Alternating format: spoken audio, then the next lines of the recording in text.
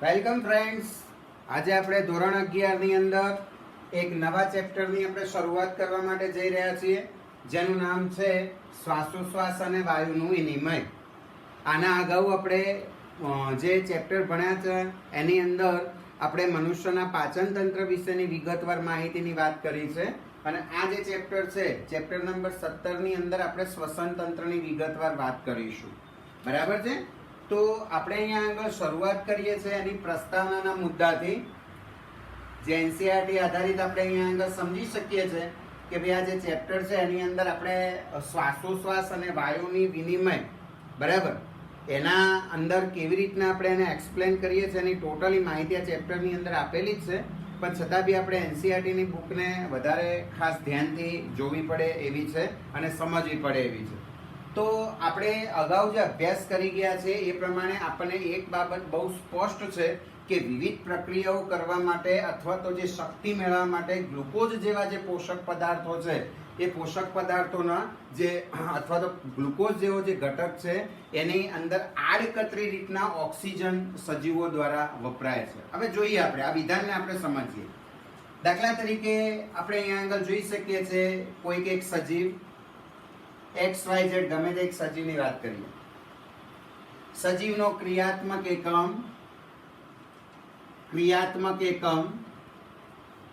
એકમ જેને આપણે નામ આપી શકીએ કોષ છે. કોષ, બરાબર. આપણા શરીરની અંદર મોટા ભાગની પ્રક્રિયાઓ કોષની અંદર થાય છે, એટલે મેં અહીંયા આગળ તમને અહીંયા બતાવેલું છે કે ચલો આપણે આ એક સેલ દોર્યો છે, આ એક કોષ છે. કોષની અંદર આપણે કોષ કેન્દ્ર બતાવીએ છીએ.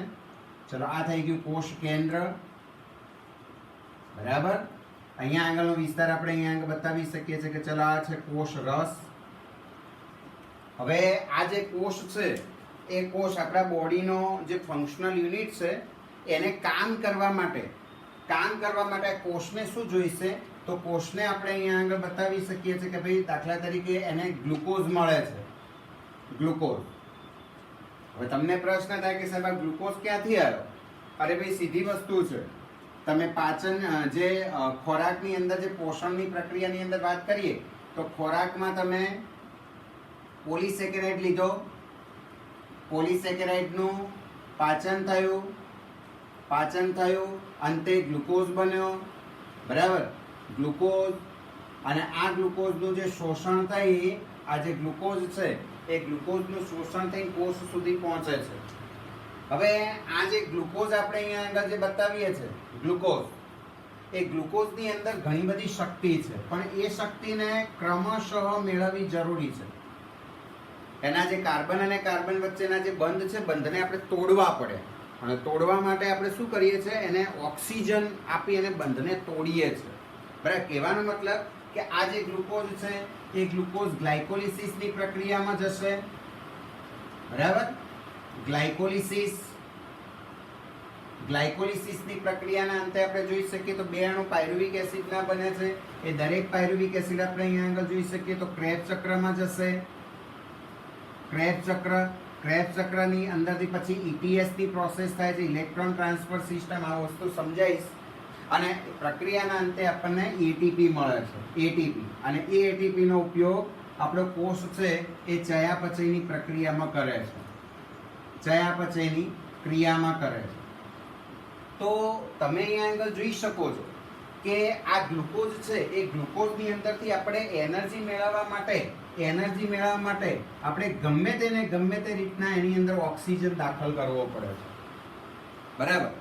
ત્યારે ગ્લુકોઝનું સંપૂર્ણ દહન થયું કહેવાય અને પરિણામે ATP ઉત્પન્ન થયો કહેવાય. અને જ્યારે ATP ઉત્પન્ન થાય ત્યારે સાઇડ પ્રોડક્ટ તરીકે તમે અહીંયા આગળ જોશો તો કોષની અંદર કાર્બન ડાયોક્સાઇડ બી ઉત્પન્ન થાય છે, CO2.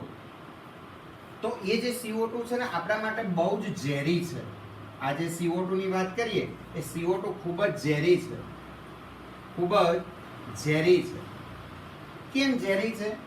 તો એ જે કાર્બન ડાયોક્સાઇડ છે ને એ કાર્બન ડાયોક્સાઇડ પોતે CO2 પાણી સાથે પ્રક્રિયા કરી, H2O સાથે પ્રક્રિયા કરી અને કાર્બનિક એસિડ બનાવે છે, H2CO3.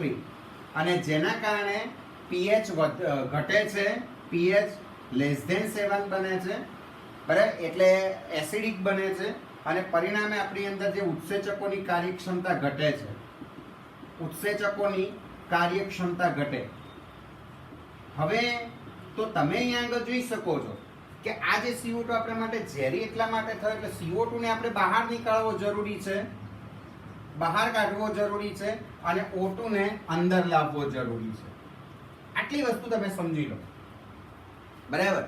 જો બહુ સ્પષ્ટ વસ્તુ છે, મેં કોષ દોર્યો છે, કોષની અંદર ચયાપચય પ્રક્રિયાઓ કરવા માટે આપણે ઓક્સિજનને અંદરની તરફ લાવીએ છીએ અને કાર્બન ડાયોક્સાઇડને આપણે બહાર મોકલવો છે, ત્યારે આપણો કોષ એકદમ વ્યવસ્થિત કામ કરી શકે છે અને આપણને એનર્જી આપે છે, બરાબર. તો તમે જોઈ શકો છો કે ભાઈ ગ્લુકોઝના વિઘટન માટે, ગ્લુકોઝનું વિઘટન થયું એના માટે ઓક્સિજન ગમે તે રીતના જરૂરી છે જ, બરાબર. તો આ જે ચયા અપચયિક પ્રક્રિયા થઈ કહેવાય, અહીંયા વિઘટન થાય છે એટલે આ પ્રક્રિયા કઈ થઈ કહેવાય? ગ્લુકોઝનું વિઘટન થાય છે, ગ્લુકોઝનું વિઘટન. એટલે આ જે પ્રોસેસ છે એ પ્રોસેસને જે આપણે અહીંયા આગળ નામ આપીશું અપચયિક પ્રક્રિયા, અપચયિક ક્રિયા અથવા પ્રક્રિયા.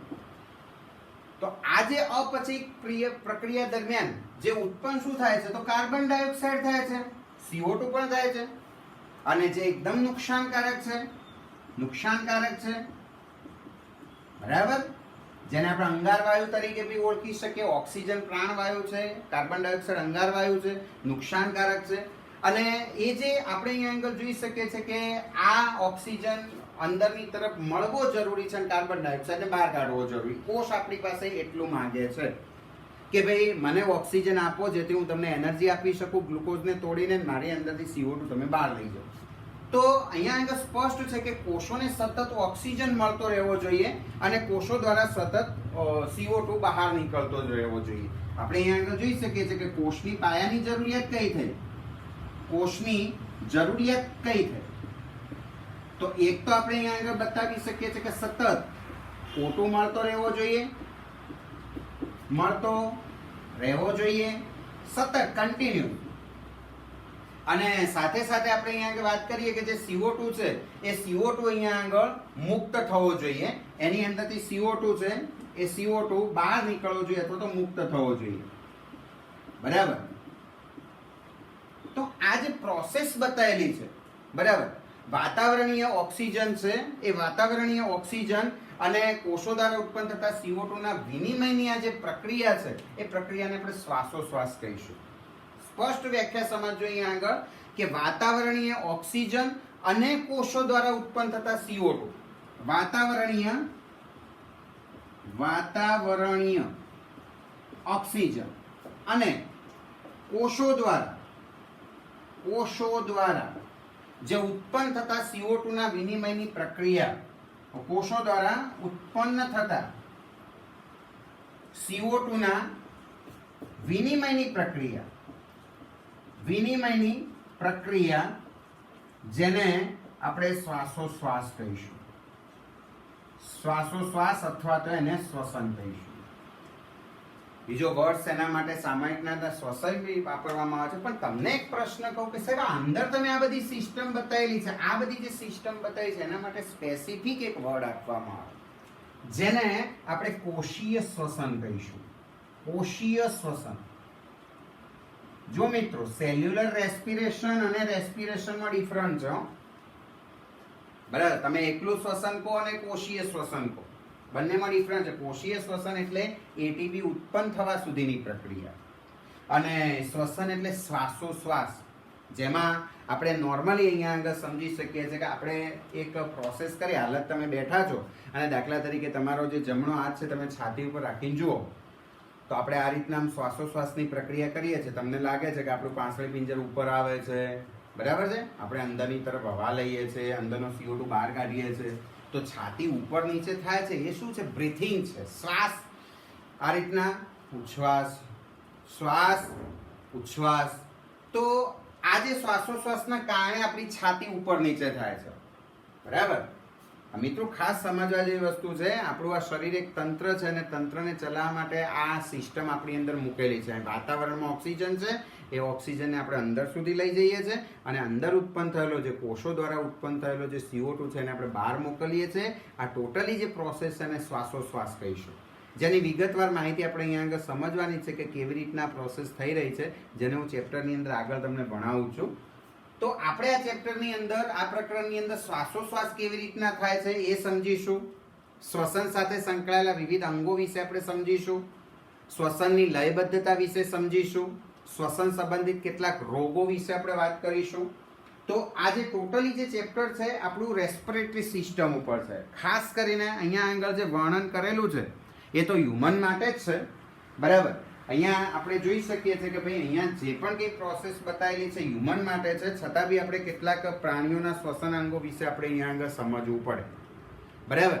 તમે એકલા હ્યુમનની અંદરનું રેસ્પિરેટરી સિસ્ટમ સમજો છો તો એ અપૂરતું છે. આપણને એટલીસ્ટ કેટલી ખબર હોવી જોઈએ કે કયા કયા પ્રાણીઓની અંદર કયા કયા પ્રકારના શ્વસન અંગો છે. ચલો એ હું મુદ્દો અહીંયા આગળ લખું છું. મિત્રો આ જે બતાવેલી છે ને આ તમને પ્રોસેસ અહીંયા હું લખી દઉં છું. આ કોષીય શ્વસન છે. કોષીય શ્વસન જેમાં શ્વાસોશ્વાસ ના આવે, એમાં એટીપી ઉત્પન્ન થવાની પ્રક્રિયા આવે. હવે જુદા જુદા પ્રાણીઓની અંદર શ્વસનાંગો કયા કયા છે? તમે હ્યુમનની જ અંદર સમજો કે સાહેબ આપણી અંદર તો અંદર ફેફસા છે, બરાબર. આપણે તો ઉચ્ચ કક્ષાના પ્રાણી તરીકે આવીએ છીએ, પણ જુદા જુદા પ્રાણીઓના શ્વસનાંગોની જ્યારે આપણે વાત કરતા હોઈએ શ્વસનાંગોની, તો આપણે બાયોલોજીમાં તો બધા સજીવોને સમાન હક આપીએ છીએ. આપણે બધા વિશે સમજવાનો પ્રયત્ન કરીએ છીએ. તો પ્રાણીઓના વિવિધ સમૂહોના આધારે આપણે શ્વાસોશ્વાસની વાત કરી રહ્યા છે, એમની પ્રક્રિયાની વાત કરીએ છીએ. તો જુદા જુદા પ્રાણીઓના જે સમૂહ છે એમની અંદર શ્વસનાંગોની વિશિષ્ટતા તો વિવિધતા શાના કારણે છે? તો એક તો એમના નિવાસ સ્થાનના આધારે, અને બીજું આપણે વાત કરી શકીએ સ્તરીય આયોજન પ્રમાણે બદલાય છે. શ્વસનાંગોની અંદર આપણે વાત કરીએ તો પ્રાણીઓની અંદર પ્રાણીઓમાં એક તો કઈ જગ્યાએ રહે છે એના આધારે, એટલે નિવાસ સ્થાન અને એમનું બંધારણનું સ્ટેપ કયું છે, કહેવાનો મતલબ કે એનું સ્તરીય આયોજન કયું છે. સ્તરીય આયોજન ને આધારે એમની અંદર જે શ્વાસોશ્વાસની પ્રક્રિયા પણ બદલાય છે. એમની અંદર આપણે વાત કરી શકીએ છીએ કે શ્વાસની પ્રક્રિયા બદલાય, વત્તા અંગોની અંદર બી ભિન્નતા જોવા મળે છે. એકચ્યુઅલી શ્વાસોશ્વાસની પ્રક્રિયા કોના ઉપર ડિપેન્ડેડ છે? તો પ્રાણીઓના નિવાસ સ્થાન ઉપર આધારિત છે અને સ્તરીય આયોજન ઉપર છે. હવે આપણે જુદા જુદા પ્રાણીઓ પર ફોકસ કરીએ કે ભાઈ પ્રાણીઓની અંદર આપણે વાત કરીએ, દાખલા તરીકે નીચલી કક્ષાના અપૃષ્ઠવંશી પ્રાણીઓની વાત કરીએ છીએ, બરાબર. તમે હવે ખાસ ધ્યાન આપજો. નિમ્ન કક્ષાના, નીચલી કક્ષાના અપૃષ્ઠવંશી, બરાબર. તમે હવે એના ઉદાહરણની અંદર જે આપેલા છે એની વાત કરીએ તો દાખલા તરીકે વાદળીઓ છે, બરાબર, જેને આપણે સ્પોન્જી તરીકે ઓળખી શકીએ છીએ, વાદળીઓ. આ સિવાય બીજા ઉદાહરણની અંદર આપણે મૂકી શકીએ છીએ કોષ્ઠાંત્રી સમુદાયના બધા પ્રાણીઓ છે, એટલે હાઇડ્રા જેવા કોષ્ઠાંત્રીઓ, કેટલાક કૃમિઓ છે, ચપટા કૃમિઓ, બરાબર, કે જેમનું શરીર પૃષ્ઠ અને વક્ષ બાજુએ ચપટું છે, એમની વાત કરીએ તો એ લોકોની અંદર ઓક્સિજન અને CO2 નું વિનિમય છે ને એ સમગ્ર શરીરની સપાટી દ્વારા સરળ પ્રસરણ દ્વારા, કારણ કે પ્રાણીઓ જ મોટા નથી, બિલકુલ નાના નાના છે. એટલે આ લોકોની અંદર તમે અહીંયા આગળ જોઈ શકશો, આ પ્રાણીઓની અંદર તમે એમ માનો કે સાહેબ આપની અંદર ફેફસા હોય તો કદી એ ના હોય.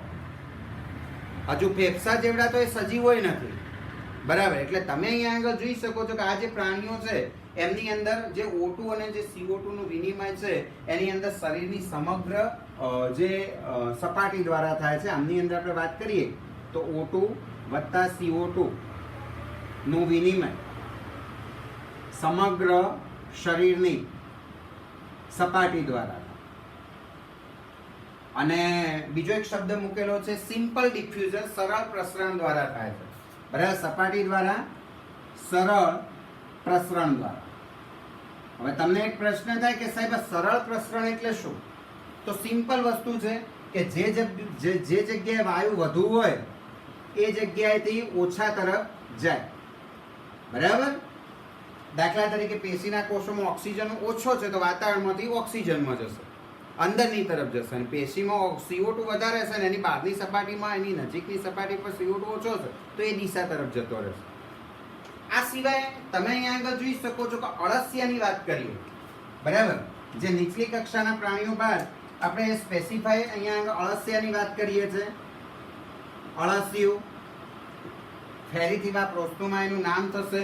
તો અળસિયું છે એ અળસિયું તેમના ભીના ક્યુટિકલનો ઉપયોગ કરે છે, એટલે ચામડી દ્વારા એની સ્કિન મારફતે શ્વસન કરે છે. એની શરીરની સપાટી ઉપર ભીનું ક્યુટિકલનું આવરણ હોય, એના દ્વારા જે જમીનની અંદર ડિઝોલ્વ થયેલો ઓક્સિજન છે એને સીધે સીધો ખેંચે છે, એટલે એમની પાસે બી ફેફસા જેવી કોઈ વ્યવસ્થા નથી. કીટકો જે નલિકાઓની ગોઠવણી દ્વારા વાતાવરણની હવાનું શરીરમાં વહન કરાવે છે. દાખલા તરીકે આપણે અહીંયા આગળ સમજીએ, બરાબર, હું અહીંયા આગળ સ્પષ્ટ લખું છું કે કીટકોમાં આપણે નામ એક લખીએ કે ભાઈ વંદા જેવા સજીવો, તો એમાં એમના જે શરીર છે એ શરીરની અંદર આખું શાખિત નલિકામાં જાળું જોવા મળે, બરાબર. એમની અંદર વાત કરીએ કે કીટકોની અંદર નલિકાઓની ગોઠવણી જોવા મળે, જેને શ્વસન નલિકાઓ તરીકે ઓળખીએ તો શ્વાસ નલિકાઓ જો કહેવાય છે. તો વંદામાં શ્વાસ નલિકાઓ હોય, નલિકાઓ જુઓ, આમની અંદર એમની અળસિયામાં કોઈ શ્વસનાંગ તરીકે આપણે કહીએ એમની સ્કિન જ છે, એટલે ક્યુટિકલનું આવરણ છે.